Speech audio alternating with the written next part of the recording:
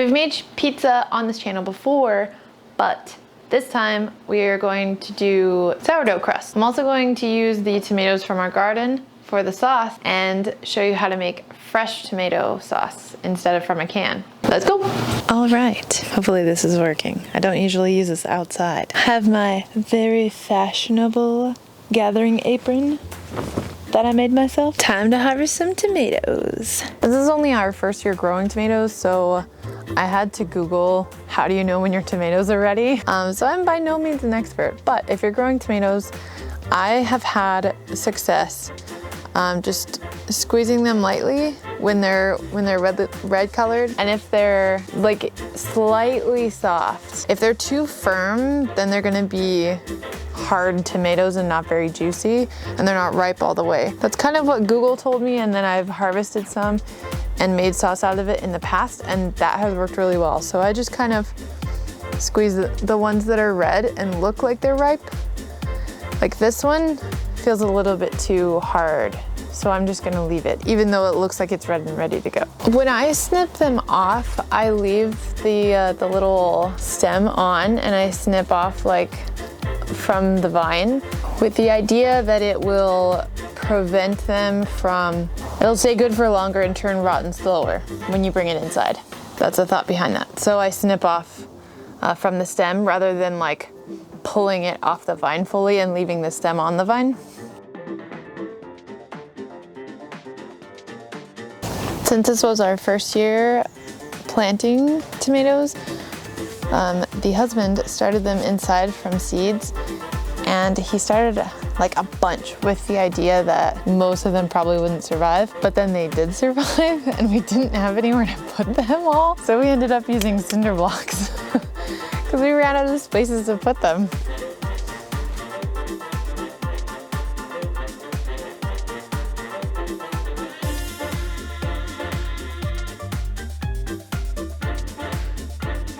All right, based on the weight of my apron, I feel like I've gotten enough tomatoes now.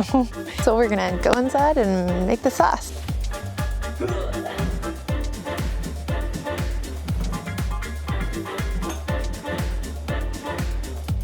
Sauce time. If you're using fresh tomatoes for your sauce, make sure you wash them off first and remove all the stems. And then you'll need to remove the skin of the tomatoes. And there's two ways to do this to make it really easy. Either you can roast them in the oven, which I do, or you can simmer them or boil them for a couple minutes just so that it makes the skin really soft and you can take it off very easily.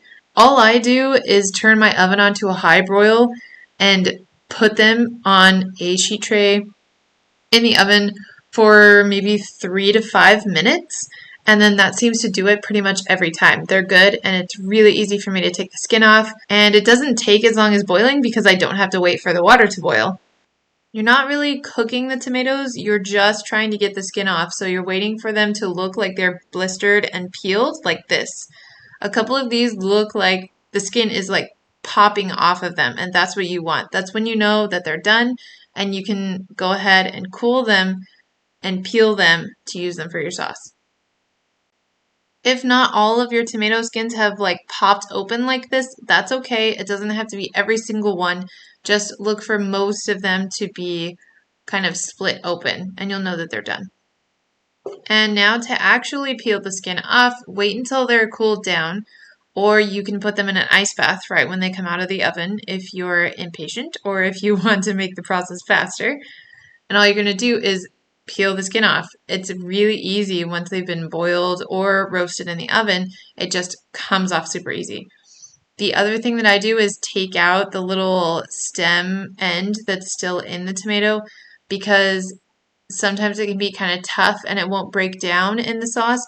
So it'll create this kind of chewiness in certain spots that I don't really like. I like mine to be really smooth. So I remove that, but you don't have to if you don't want to. I still stick with the measurement of 28 ounces for how many tomatoes I'm using. So I go by weight, not by amount, because some of my tomatoes are smaller and some of them are bigger. And now that my tomatoes are peeled and ready to go, I'm going to start actually making the sauce. So I add some olive oil to my pan, followed by half of a white onion diced, 3 cloves of garlic diced, red pepper flakes. I like to add quite a bit because I like my sauce to be a little bit spicy with a kick.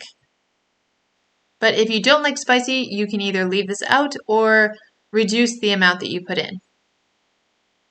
Then I give that a good stir and saute that for just a couple minutes until the onion starts to become yellow. Then I add 1 tablespoon of tomato paste. And give that a really good mix because just with the tomato paste in there and no moisture, it takes a little bit of mixing for the tomato paste to break up and actually be well distributed through the onion, garlic, and pepper. So give this a really good mix before you add the tomatoes next. And now the tomatoes.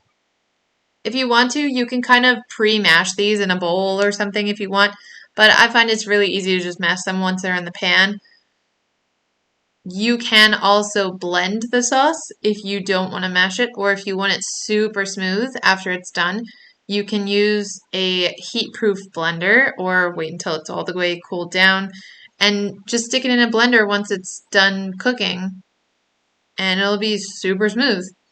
I use the masher because since I'm using it for pizza, I don't really mind it being a little bit chunky. And then of course don't forget to salt. I just put a little bit of salt for now, and then later on when it's done cooking, I'm going to taste it again for salt. And then we're going to cover it and let it simmer on very low heat for an hour.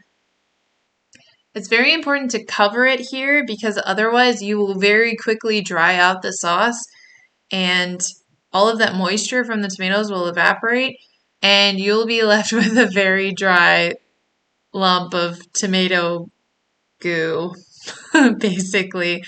So make sure that you cover it. And then once your hour is up, just uncover it, give it a good stir, taste it for seasoning, and by that I mean salt.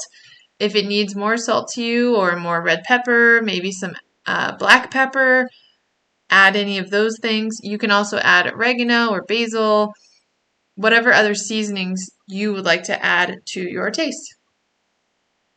But just stir it up and taste it, add what you would like, and then it's done. And now for the pizza crust, we're going to make sourdough pizza crust, which I was really excited to try for the first time. It was awesome. This is something great to make with your sourdough starter when you haven't fed it yet, or when you're going to feed it and it's kind of deflated a little bit and has maybe a little bit of hooch on the top, that liquid that forms at the top. That's okay because it adds to the tangy flavor that's in the pizza crust. And this recipe also has yeast, so it's totally okay to use your starter if it's kind of on the downside because the yeast in this recipe will help rise the dough, not just the starter. Whereas in a normal sourdough bread recipe, if you used a starter that was already kind of deflated and needed to be fed, and you were going to make bread with that, it wouldn't rise as much because it's kind of on the downturn. But in this recipe, the yeast helps it along. So we're going to use 227 grams of sourdough starter, half a teaspoon of instant dry yeast. Now the other thing that I will say about this recipe is the first time that I made it, I didn't have enough sourdough starter in my starter container. I didn't have 227 grams. That's kind of a lot. So what I did instead to compensate for that was increase the amount of yeast that I added so that it would make sure that the dough rises all the way. So what I did was I had around 150 grams of sourdough starter and I added a full teaspoon of yeast and that worked fine. So if you find the same thing that you don't have enough starter because you keep your starter maybe smaller, just compensate with a little bit more yeast and it seems to work totally fine.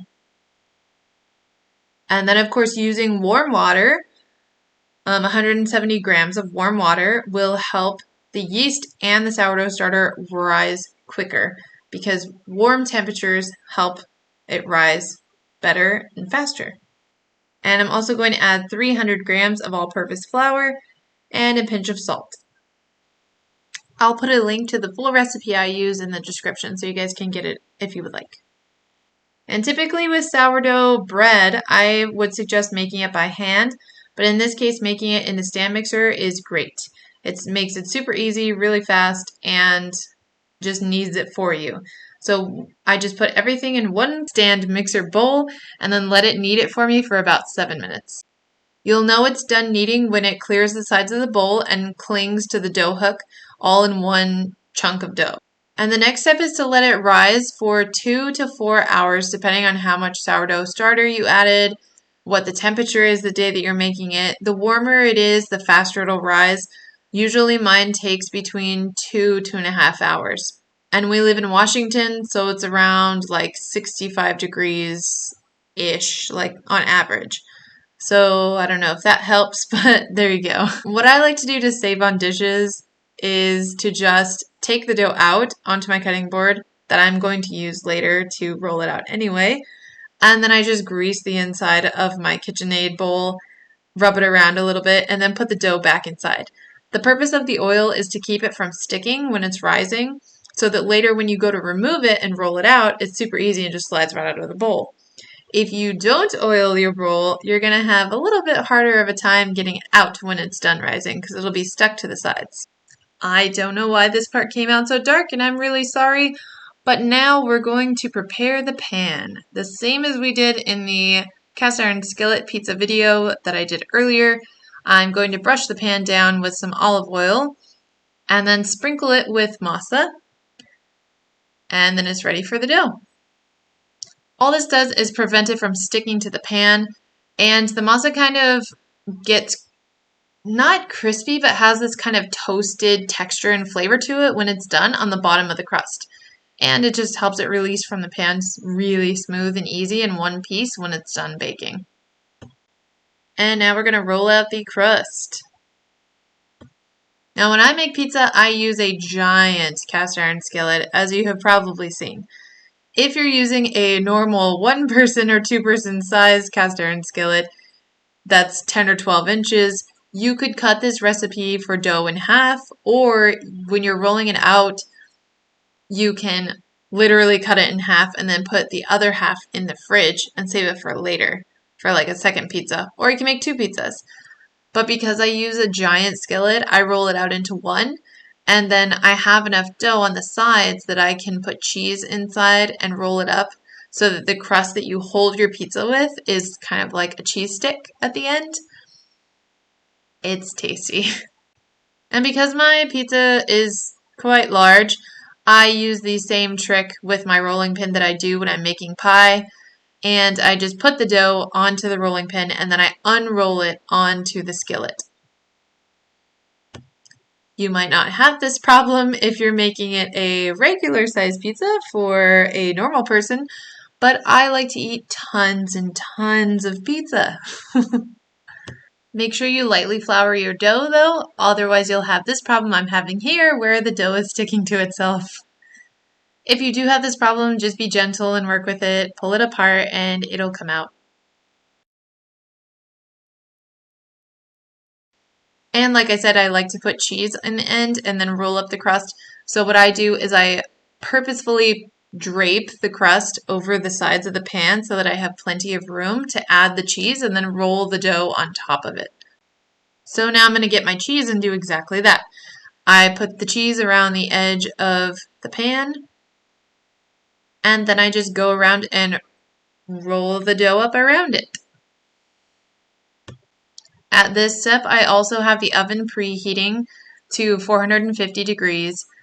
And even if it's not preheated all the way, which usually it's not, usually it's around 320, 325, when I'm done rolling the crust with the cheese on the inside, I kind of par bake the crust, which that's just a phrase that means cook the crust without any toppings in it. You might also hear that phrase when people are talking about pie or baking pie. It just means to bake only the crust with no filling. And I do this to kind of pre-bake the crust so that it's cooked all the way and you can pick it up to eat it instead of it being kind of floppy and you have to eat it with your fork.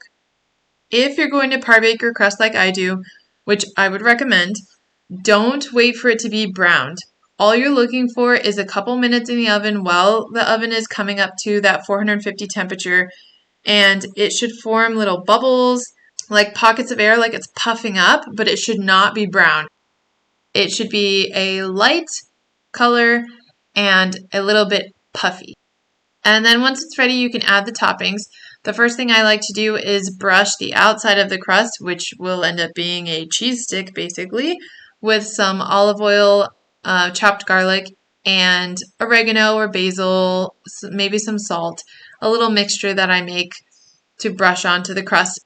And then I add the sauce, the cheese, and the toppings. And then a little bit more cheese. And then I cook it for 17 to 20 minutes at 450 degrees.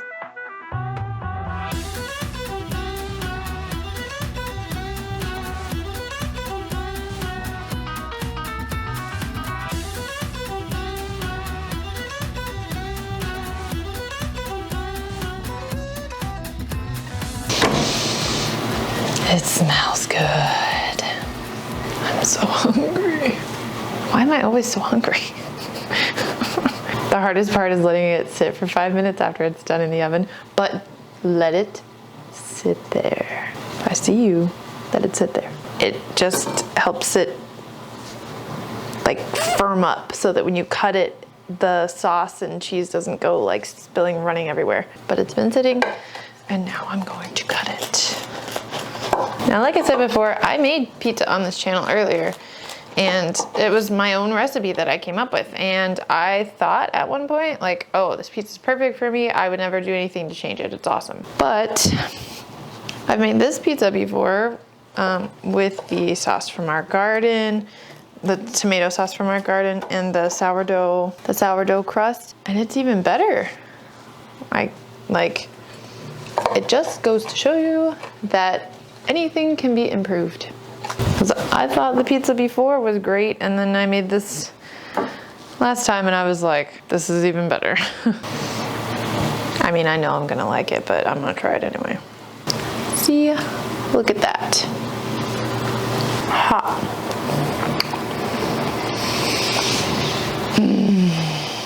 That was good pizza.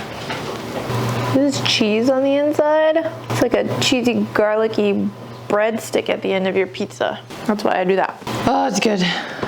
Okay, I'm gonna go eat pizza. If you like this video or you learned something, give it a like. If you'd like to learn more, subscribe to my channel. Thank you for watching, and I'll see you next time. Bye!